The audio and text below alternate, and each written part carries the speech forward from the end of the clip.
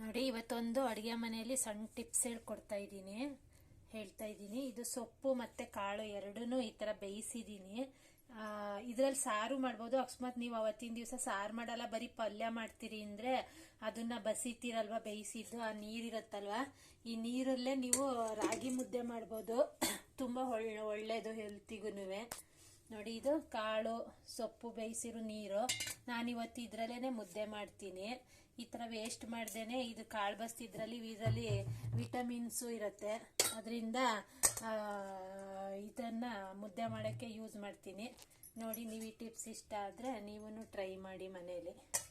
ರಾಗಿ ಮುದ್ದೆಗೆ ಈ ನೀರನ್ನು ಉಪಯೋಗಿಸ್ತಾ ಇದ್ದೀನಿ. ನಾನಿವತ್ತು ಇದರಲ್ಲಿ ಸಾರು ಮಾಡ್ತಾ ಇಲ್ಲ, ಬರೀ ಪಲ್ಯ ಮಾಡೋಕ್ಕೆ ಅಂತ ಬೇಯಿಸಿದ್ದೆ.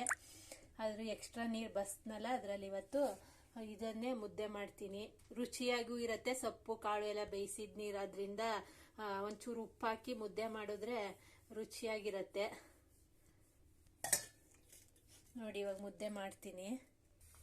ನೋಡಿ, ಈಗ ಅದನ್ನ ಕುದಿಸ್ತಾ ಇದ್ದೀನಿ ನೀರನ್ನ. ಇದಕ್ಕೆ ಒಂಚೂರು ಉಪ್ಪು ಹಾಕ್ಬೇಕು ರುಚಿಗೆ.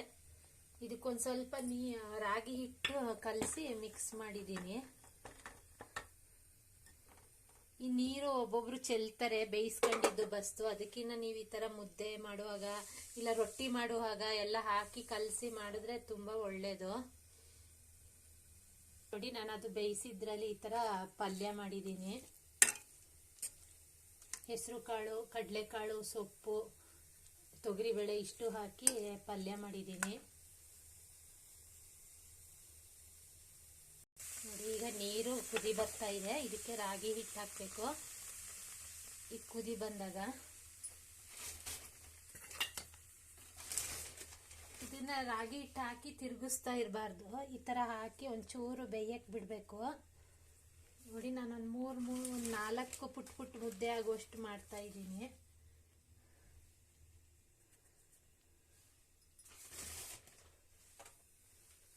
ಇದು ಚೆನ್ನಾಗಿ ಸ್ವಲ್ಪ ಅದ್ರ ಮೇಲೆಲ್ಲ ಕುದ್ದು ಚೆನ್ನಾಗಿ ಬೆಂದ ಮೇಲೆ ತಿರುಗಿಸಿದ್ರೆ ಗಂಟಾಗಲ್ಲ ಮುದ್ದೆ.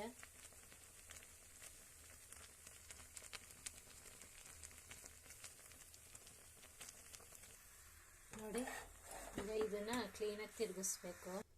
ನೋಡಿ, ಇದು ಈಗ ಚೆನ್ನಾಗಿ ಬೆಂದಿದೆ, ಅಂಟ್ತಾ ಇಲ್ಲ. ಈ ತರ ಅಂಟ್ತಾ ಇದ್ದಾಗ ಬೆಂದಿದೆ ಅಂತ ಒಂಚೂರು ಸಣ್ಣೂರಿಲಿ ಇಟ್ಟರೆ 1-2 ನಿಮಿಷ ಬೇಯತ್ತೆ ಚೆನ್ನಾಗಿ. ಆಮೇಲೆ ತೆಗೆದು ಉಂಡೆ ಕಟ್ಬೋದು. ಈಗಿದು ಆಗಿದೆ. ನೋಡಿ, ಇದು ಮುದ್ದೆ. ನೋಡಿ, ಎಷ್ಟು ಚೆನ್ನಾಗಿ ಬೆಂದಿದೆ, ಕೈಗೊಂಚೂರು ಅಂಟ್ತಾ ಇಲ್ಲ. ನೋಡಿ, ಮುದ್ದೆ, ಹುಳಿ, ಸೊಪ್ಪಿನ ಹುಳಿ ಮತ್ತು ಸೊಪ್ಪಿನ ಪಲ್ಯ, ಹೆಲ್ತಿ ಫುಡ್. ನೋಡಿ, ನಿಮಗೆ ಈ ಥರ ಮಾಡ್ಕೊಂಡು ತಿನ್ನಬೇಕು ಅನಿಸಿದ್ರೆ ಈಸಿಯಾಗಿ ಮಾಡಿ. Thank you.